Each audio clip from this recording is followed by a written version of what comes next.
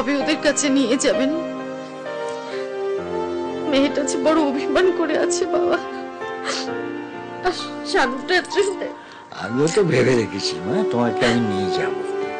তুমি ছাড়া তোমার ছেলে বউকে কে ঘরে আনবে? হ্যাঁ, তোমাকে তো যেতেই হবে। কিন্তু বাবা, নন্দিনী এবার এসে আর শানুকে সামলাতে পারবেন না দেখবেন। পারবে পারবে, ও মেয়ে সব পারে। ওর ভেতরে একটা পার্বতীর সাধনা আছে। ও দেখো ঠিক জয় করে ফেলবে শানুকে, ঠিক ফিট করে দেবে। কিন্তু কবে বাবা, কবে সেদিন আসবে? আমি তো সহ্য করতে পারছি না। মা, এত ধৈর্য হারা হলে চলে? দেখো, এবার নন্দিনী এসে একটু একটু করে শানুর মনের যত আধার, যত মেঘ জমে আছে সব সরিয়ে দেবে। বুঝো তোমা, এই সময়টাতে মনের ভেতরে সমস্ত চিন্তা ভাবনা জটাপটি পাঠিয়ে রয়েছে, সেগুলোকে একটু একটু করে খুলে দেবে। একটু সময় তোকে দিতেই হবে। তবে আমার ফুল ফেথ আছে নন্দিনীর উপর, ও ঠিক পারবে। বলছিলাম যে আজকে নয় কাল একবার অয়নের সাথে দেখা করতে যাব। উকিল বাবু বলছিলেন যে ওকে আর আটকে রাখতে পারবে না।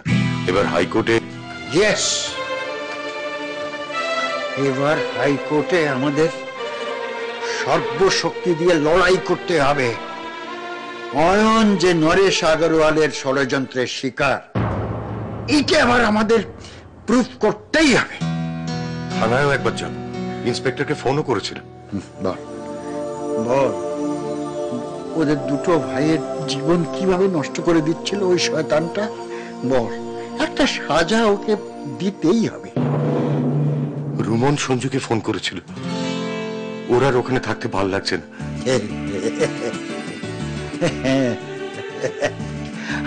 আর ভালো লাগছে না, এ বাড়ির একটা টান আছে না।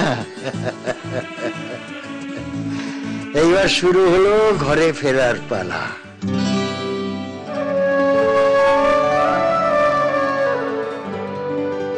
বাহ, সাক্ষাৎ প্রতিমা দর্শন করছি গো। সত্যি দিদি ভাই, শাখা সিঁদুর ছাড়া তোমাদের একদম মানায় না গো।